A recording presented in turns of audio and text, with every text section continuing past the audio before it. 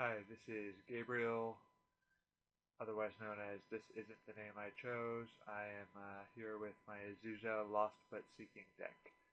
Um, the commander of the deck being Azusa, Lost But Seeking.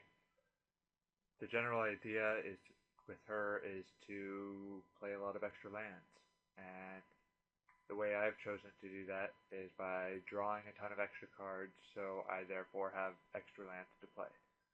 Um, I based the deck around Primal Surge, which has affected the majority of my choices. Because it's a sweet card, it's not always game over if I cast it, but it's usually pretty close. Um, a lot of times you can get 10 or 20 cards out of it. I mean, I could make my deck so you could play the whole deck, but I want this to be, a deck, an interactive deck. I want them to have a chance. Um, I wanted to, I don't, I'm not interested in playing tournament decks, and this is not a tournament deck. It has potential to do crazy stuff, but it also has potential to sit there and do nothing. So that's kind of what I like is a deck that can keep up, can win, but is not a tournament deck. That's Commander does not have tournaments, and I don't see the point in making a tournament quality deck. Um, the deck is also dictated a little bit by my budget. The most expensive card in here is Karn, which I paid 13 tickets for. So everything else is pretty cheap. All right, on with the deck. So start off with the deck plays 48 lands right now, including one of those lands being Maze of It. So 47 mana producing lands. That's part of what I'm going to do with the Azusa. Um, so I separated all these piles out here into what they are, meaning, Jesus, good questions. All right, separated all these piles out into what they are. So this first pile here is all my mana acceleration. Um, there might be other cards that can sort of make mana acceleration, but the idea is not to play a bunch of mana accelerators, but to just draw a bunch of cards and play Azusa. So we got Garrick, which can untap 2 lands. Solemn, which is just pure value. I try to play as many value creatures as I can because you need to play permanents to play Primal Surge, so you might as well play as much value as possible out of it. Sea Guy Dash, I love this guy. Gets you 3 forests, which is really big, and he's not that tough to kill to get killed. I have a couple sacrifice outlets, but usually he just dies in by a Wrath of God or something like that. Oracle, maybe the best card in the deck. If this lasts for a few turns, it's amazing. I mean, you can really do some sick stuff with it, so quite awesome.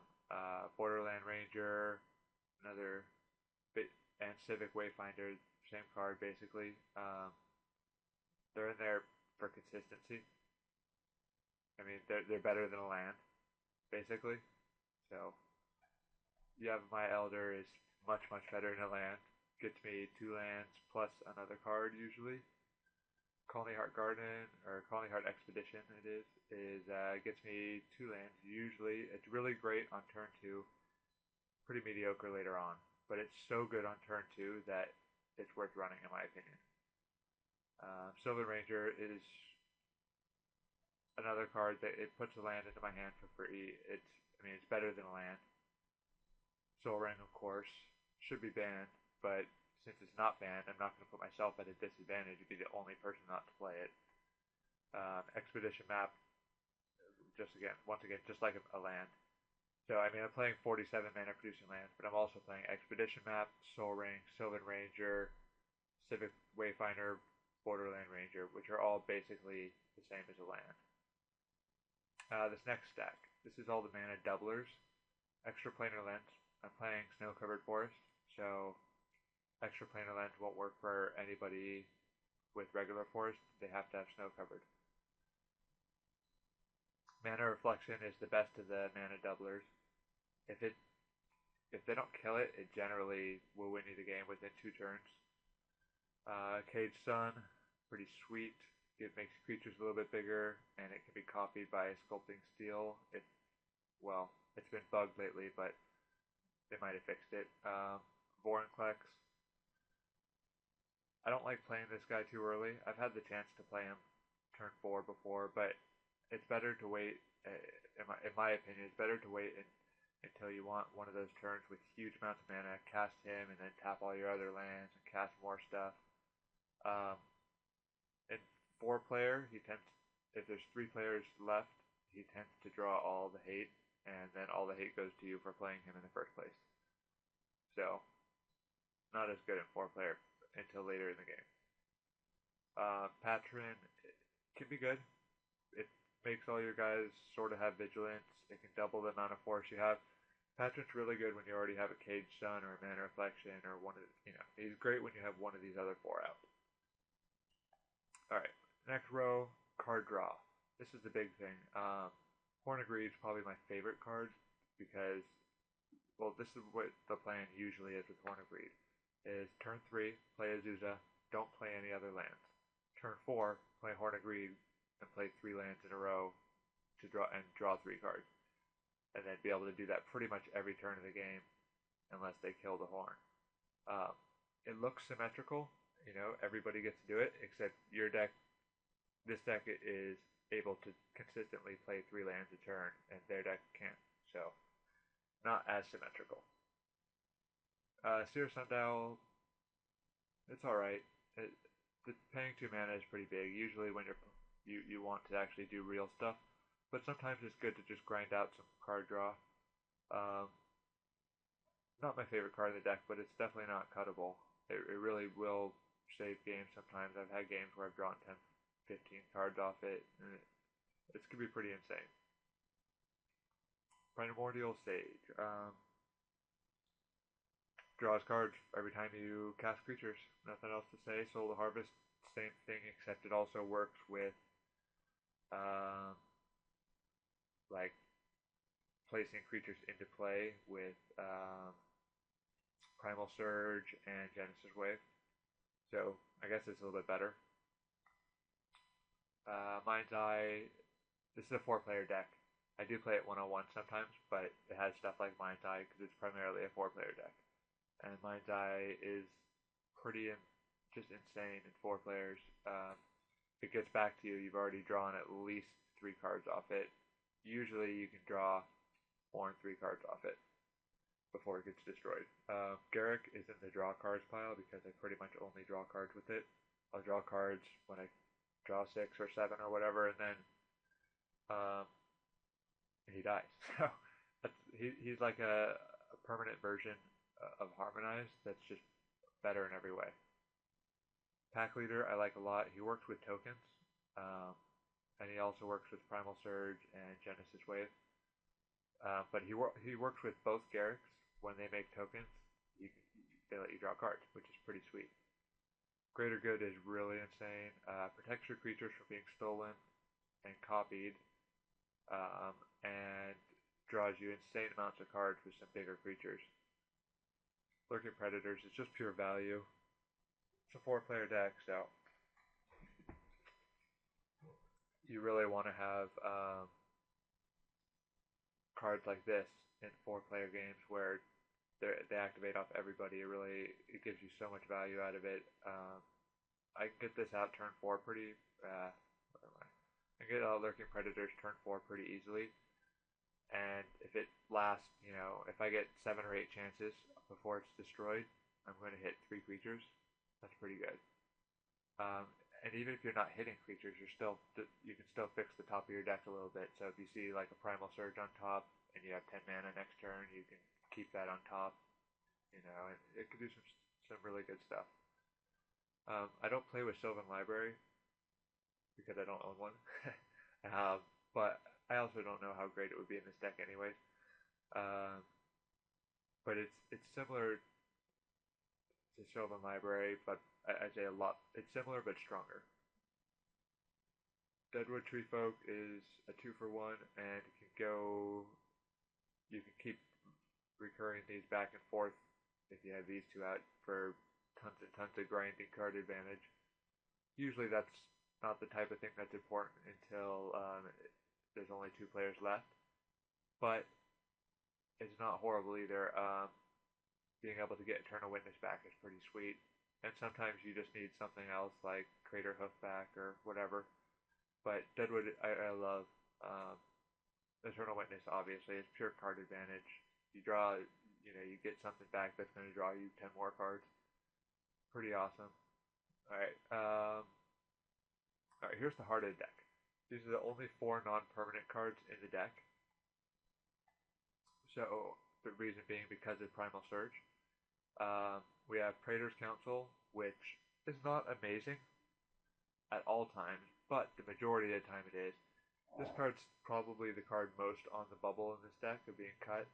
If I replaced it, I'd replace it with Green Sun Zenith probably, but I'd have to look and double check that's what I wanted first.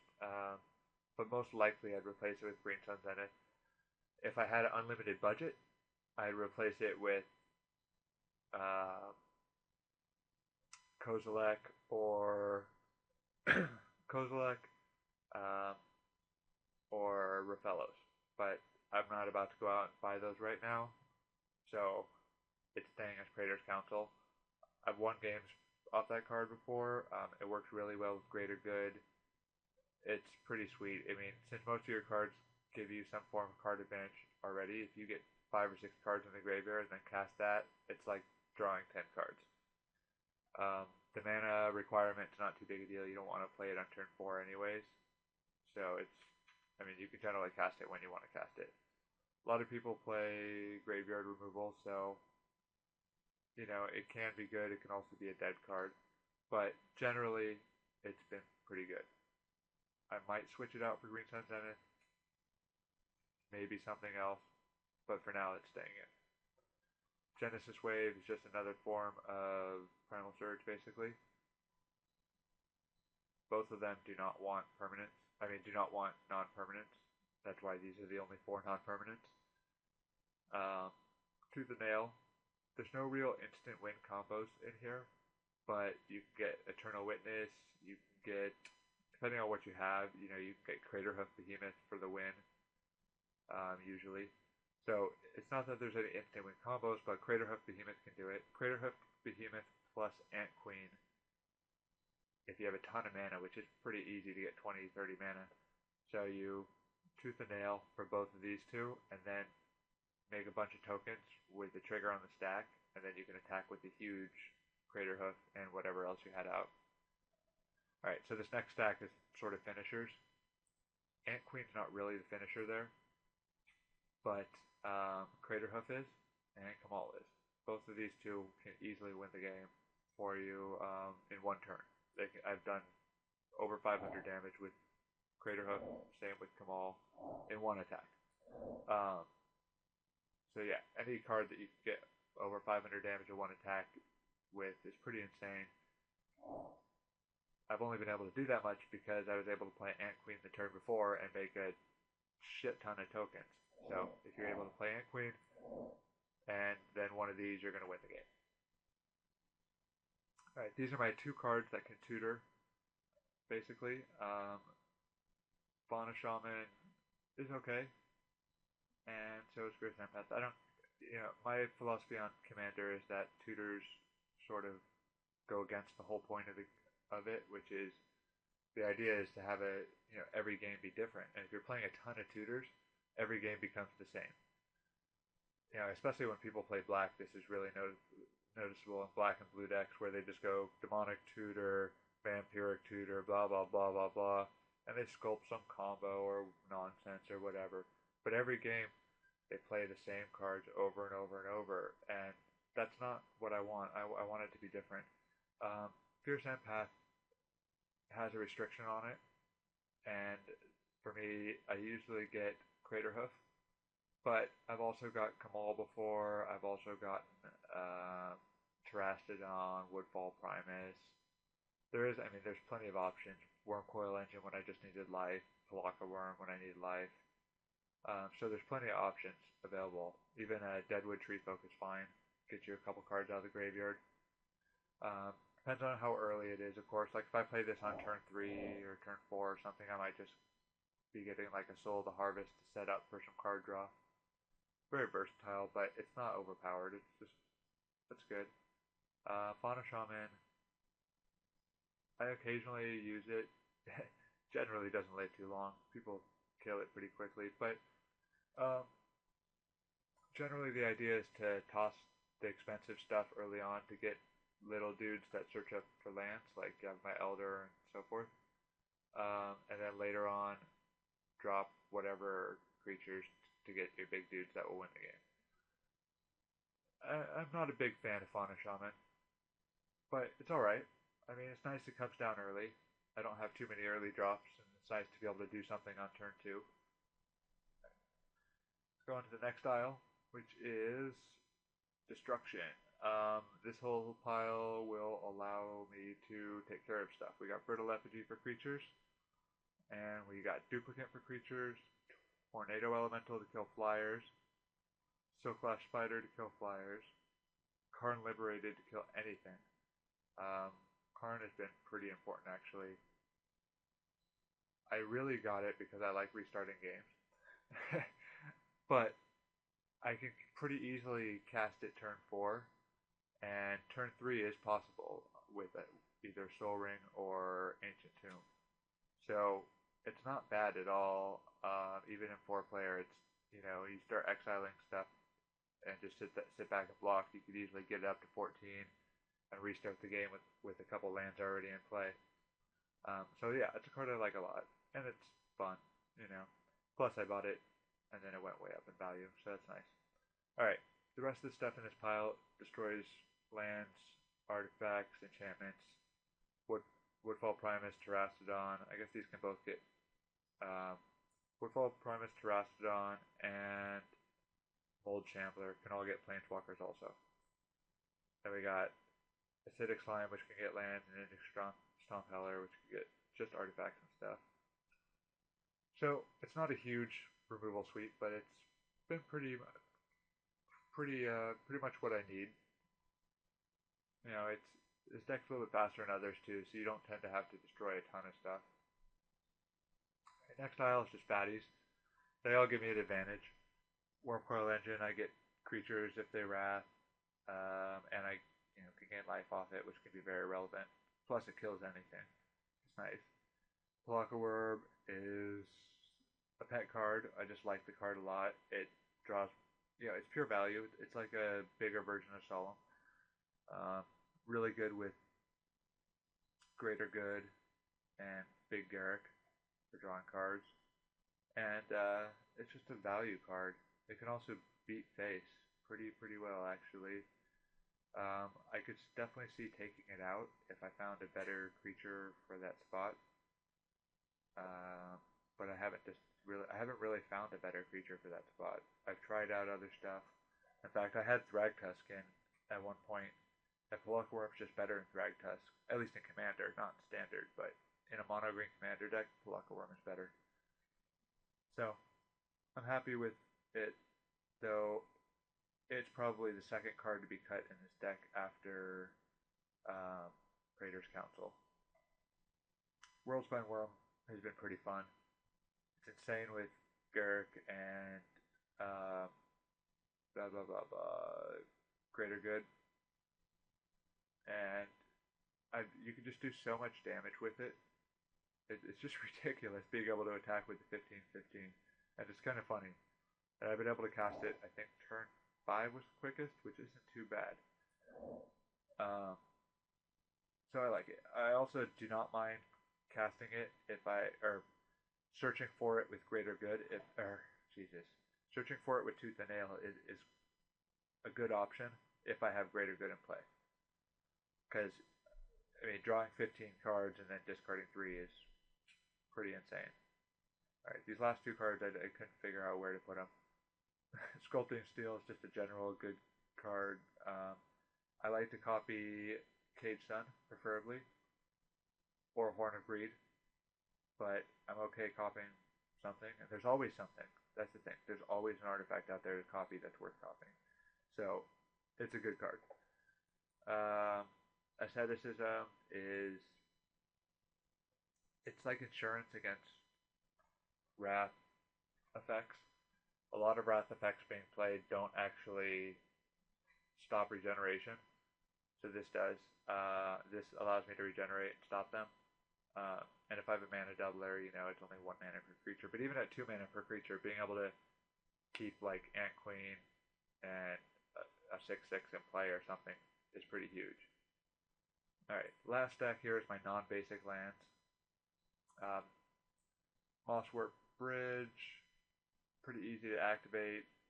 I have gotten a Primal Surge on it under it before, and I was able to get that Primal Surge off like turn 5. I've also gotten Worldspine Worm. I mean, I've also gotten, like an Expedition map on turn 15 or Silver Ranger. So it's not always great, but it's relatively easy to activate, and it's not, it doesn't have much negative cost. Oran Reef, the Vast Wood.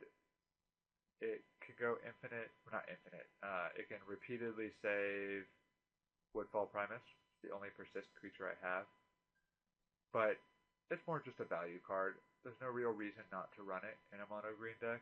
I am playing Ant Queen, and just to make all your guys slightly bigger could be good. It generally doesn't do much, but it's not bad.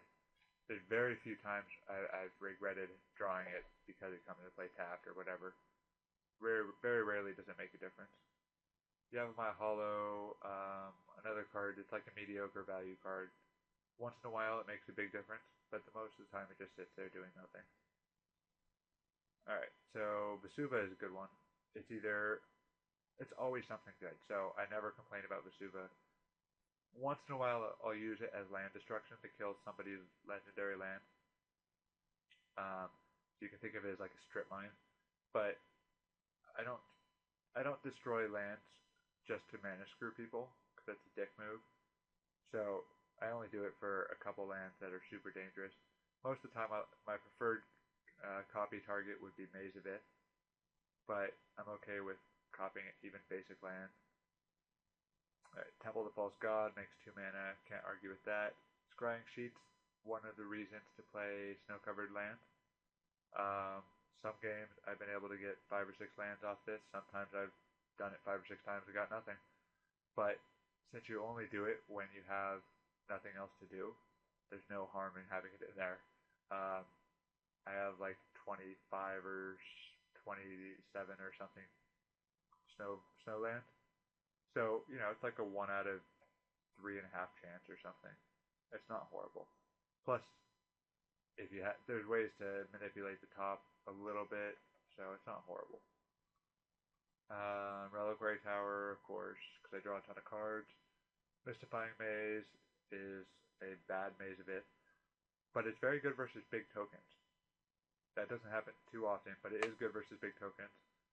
And it's also good versus creatures that have been stolen, because they get exiled and they return to the owner. So you take them away from the person who stole them. Malthuronum is the big reason to run snow-covered lands, in my opinion. It's nice to have a free removal spell. Maze of Ith, awesome.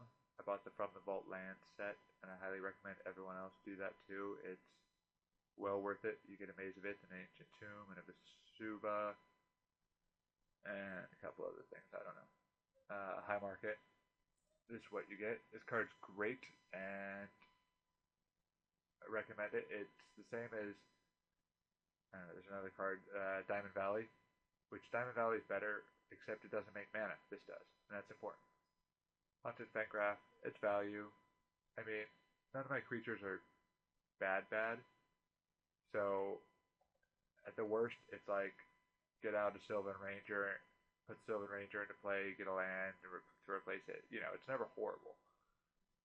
Sometimes it's amazing. I mean, you get back good creatures with it, and if you use it early, like when there's only one creature in your graveyard, then you know what you're getting. Buried Rune, same type of deal, a little bit better probably, even though it has less targets. Most common target to get is usually Horn of Greed. It's actually not a card I use too often, the Buried Ruin. I generally just don't bother because I'm too busy. But once in a while, it's a card that can get you back in the game, and it doesn't come with a cost. I mean, I have plenty of green mana, so it's not a big cost. Ancient Tomb is a land that produces 2 mana. So, it's the deck. Feel free to make comments. Be nice.